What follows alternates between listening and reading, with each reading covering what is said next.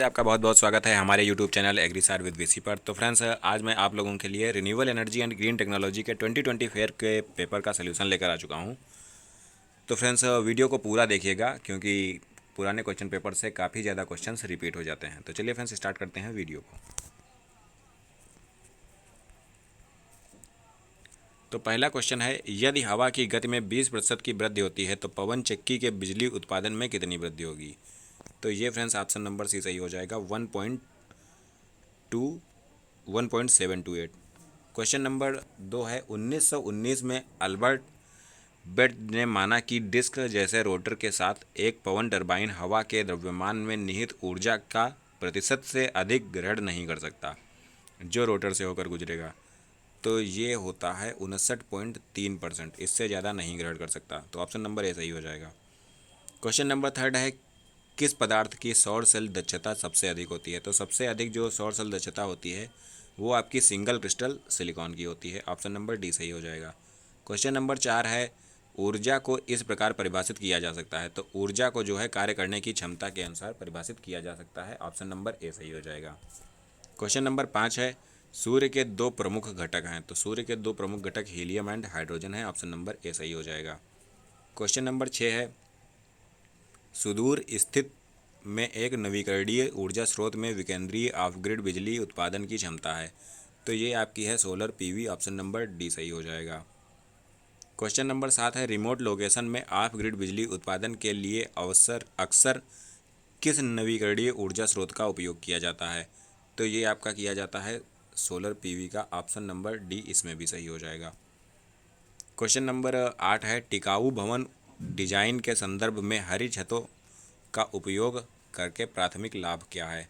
तो ये आपका है बेहतर इंसुलेशन, क्योंकि ज़्यादा हीट नहीं होती है, ज़्यादा न गर्मी होती है न ज़्यादा ठंडक मिले होगी।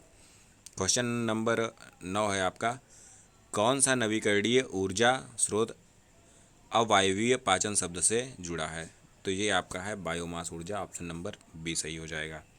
क्वेश्चन नंबर 10 है, परिवहन के लिए जैव ईंधन का उपयोग करने का निम्नलिखित में से कौन सा नुकसान है?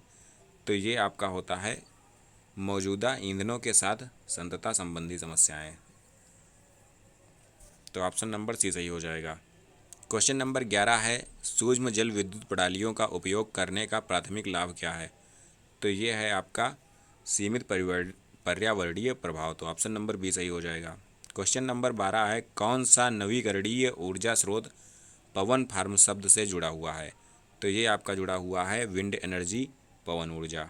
ऑप्शन नंबर 13 है, संकेंद्रित सौर ऊर्जा जो आपका CSP होता है। तो ये प्रणालियों में सौर सांद्रक का प्राथमिक कार्य क्या है? तो इसका जो प्राथमिक कार्य होता है सूर्य की रोशनी को अधिकतम ग्रहण करना। तो ऑप्शन नंबर बी सही हो जाएगा।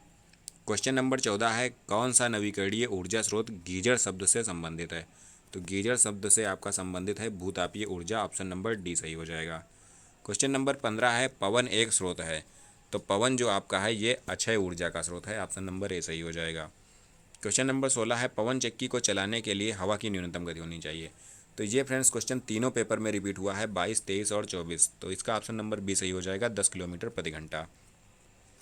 क्वेश्चन नंबर 17 है, पवन अधिक गति के कारण धारण कर लेता है। तो पवन जो है अधिक गति के कारण काइनेटिक एनर्जी यानी कि गतिज ऊर्जा धारण कर लेता है।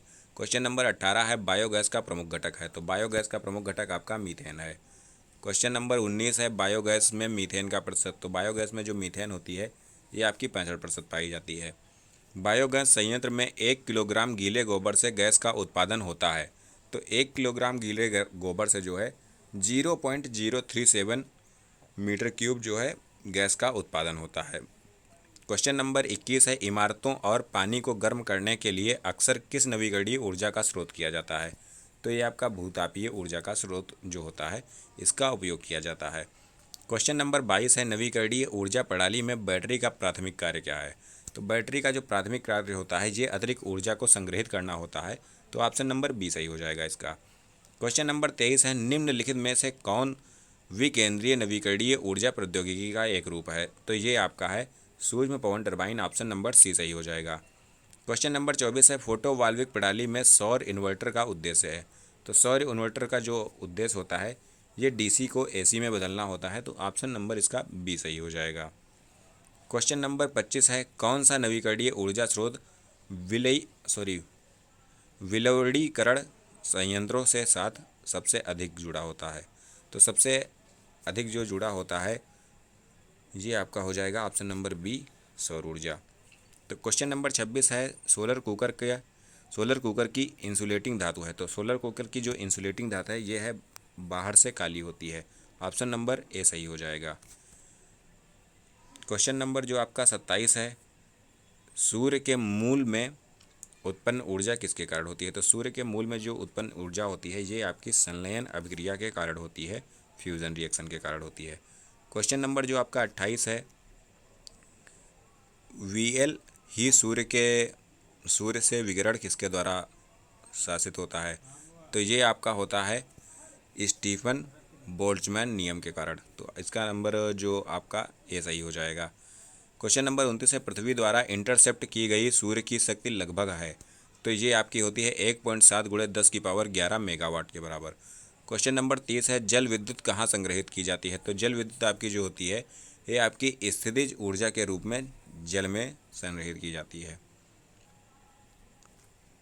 क्वेश्चन नंबर 31 है, महासागर तापीय ऊर्जा रूपांतरण का उपयोग करने का प्राथमिक लाभ क्या है?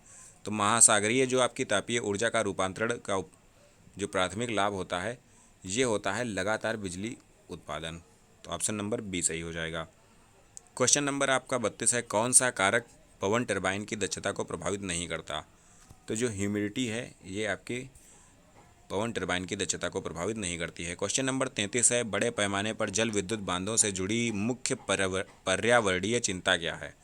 तो ये आपकी है पर्यावास व्यवधान। ऑप्शन नंबर सी सही हो जाएगा। क्वेश्चन नंबर 34 है, बायोमास उत्पादन में बायोडाइजेस्टर की क्या भूमिका है? तो बायोडाइजेस्टर की जो भूमिका होती है कार्बनिक कचरे की मीथेन में परिवर्तित करना। तो कार्बनिक कचरे को जो मीथेन में परिवर्तित करती है। तो ऑप्शन नंबर सी सही हो जाएगा।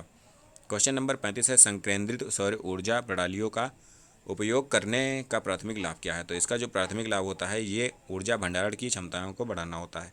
ऑप्शन नंबर बी सही हो जाएगा। क्वेश्चन नंबर 36 है, नवीकरणीय ऊर्जा स्रोत द्वारा उत्पन्न विद्युत शक्ति की मापन की इकाई क्या है? तो ये जो इकाई होती है ये आपकी वोल्ट्स होती है, वाट्स होती है। ऑप्शन नंबर ए सही हो जाएगा। क्वेश्चन नंबर आपका 37 है, सौर और पवन जैसे आंतरायिक नवीकरणीय ऊर्जा स्रोतों का प्राथमिक नुकसान क्या है? तो इसका जो प्राथमिक नुकसान होता है ऊर्जा भंडारण की चुनौतियों को लेकर होता है। तो ऑप्शन नंबर सी सही हो जाएगा।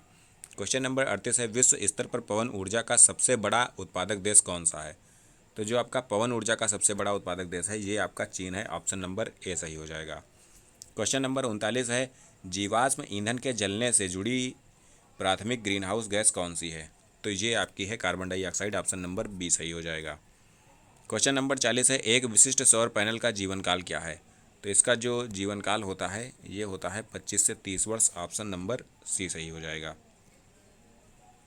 क्वेश्चन नंबर 41 है, ऊर्ध्वाधर अक्ष पवन टरबाइनों का उपयोग करने का प्राथमिक लाभ क्या है? तो इनका जो प्राथमिक लाभ होता है ये होता है शहरी वातावरण के साथ संगतता। तो ऑप्शन नंबर बी सही हो जाएगा।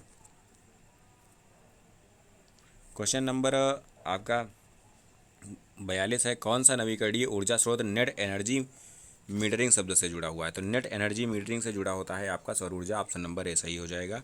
क्वेश्चन नंबर 43 है, सौर विलवणीकरण जो आपका संयंत्र का उद्देश्य है तो इसका जो उद्देश्य होता है स्वच्छ पेयजल का उत्पादन करना। तो ऑप्शन नंबर सी सही हो जाएगा। क्वेश्चन नंबर 46 है, कौन सा कारक भूतापीय विद्युत संयंत्र की दक्षता को प्रभावित नहीं करता? तो ये आपका हवा की गति होती है, wind speed. Option number C सही हो जाएगा। क्वेश्चन नंबर 45 है, जैव ईंधन उत्पादन के लिए शैवाल का उपयोग करने का प्राथमिक लाभ क्या है?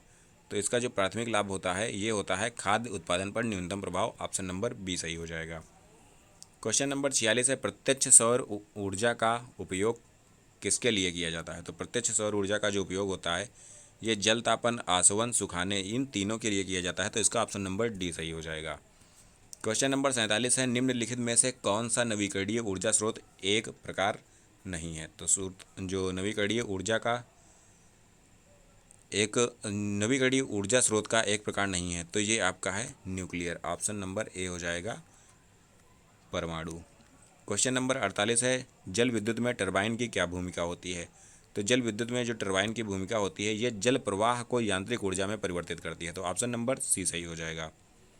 क्वेश्चन नंबर 49 है, ज्वारीय ऊर्जा प्रणालियों का प्राथमिक घटक क्या है? तो ज्वारीय ऊर्जा प्रणालियों का प्राथमिक घटक होता है, ये आपका ज्वारीय लैगून होता है, तो इसका ऑप्शन नंबर बी सही हो जाएगा। क्वेश्चन नंबर 50 है, किस प्रकार का बायोमास पादप सामग्री से प्राप्त होता है? तो ये आपका लकड़ी हो जाएगा, option number C. Question number 51 है, जल विद्युत प्रणालियों में पेल्टन व्हील का प्राथमिक कार्य क्या है? तो पेल्टन व्हील का जो प्राथमिक कार्य होता है, यह जल प्रवाह को यांत्रिक ऊर्जा में परिवर्तन करना होता है, तो ऑप्शन नंबर सी सही हो जाएगा। क्वेश्चन नंबर 52 है, स्विमिंग पूल में पानी गर्म करने के लिए आमतौर पर किस नवीकरणीय ऊर्जा स्रोत का प्रयोग किया जाता है? तो ये आपका सोलर थर्मल यानी कि सौर तापीय ऊर्जा होती है, ऑप्शन नंबर ए सही हो जाएगा। क्वेश्चन नंबर 53 है, सौर जल तापन का प्राथमिक घटक क्या है? तो जो प्राथमिक घटक इसका है वो होता है सौर संग्राहक, ऑप्शन नंबर सी सही हो जाएगा। क्वेश्चन नंबर 44 है, कौन सा नवीकरणीय ऊर्जा स्रोत महासागर ऊर्जा शब्द से संबंधित है? तो महासागर ऊर्जा से जो आपका संबंधित है ये है ज्वारीय टाइडल, ऑप्शन नंबर सी सही हो जाएगा। क्वेश्चन नंबर 55 है, मौजूदा पावर ग्रिडों में नवीकरणीय ऊर्जा को एकीकृत करने की प्राथमिक चुनौती क्या है? तो ये आपकी होती है ग्रिड स्थिरता, ऑप्शन नंबर सी सही हो जाएगा। क्वेश्चन नंबर 56 है आपका, 10 × 10 सेंटीमीटर स्क्वायर आकार का एक सिलिकॉन सौर सेल 0.5 वोल्ट का वोल्टेज और 1 वाट का विद्युत उत्पादन 10 सेंटीमीटर सौर विकिरण तीव्रता पर करता है, तो इसका ऑप्शन नंबर आपका सी सही हो जाएगा, 1000 वाट पर मीटर स्क्वायर। क्वेश्चन नंबर आपका 57 है, मोनोक्रिस्टलाइन सिलिकॉन सौर कोशिकाओं की दक्षता किसके बीच है? तो ये आपकी होती है 15 से 18% के बीच, ऑप्शन नंबर सी सही हो जाएगा। क्वेश्चन नंबर 58 है, जीनेथ कोण का मान 0 से भिन्न होता है, तो जीनेथ कोण का जो मान होता है ये 90 डिग्री पर 0 से भिन्न होता है। क्वेश्चन नंबर 59 है, सूर्यास्त के समय सौर ऊंचाई कोण क्या होता है? तो सूर्यास्त के समय जो आपका सौर ऊंचाई कोण होता है ये 0 होता है, ऑप्शन नंबर ए सही हो जाएगा। क्वेश्चन नंबर 60 है, बायोगैस में निशान नहीं होते, तो बायोगैस में आर्गन के निशान नहीं होते हैं, ऑप्शन नंबर डी सही हो जाएगा।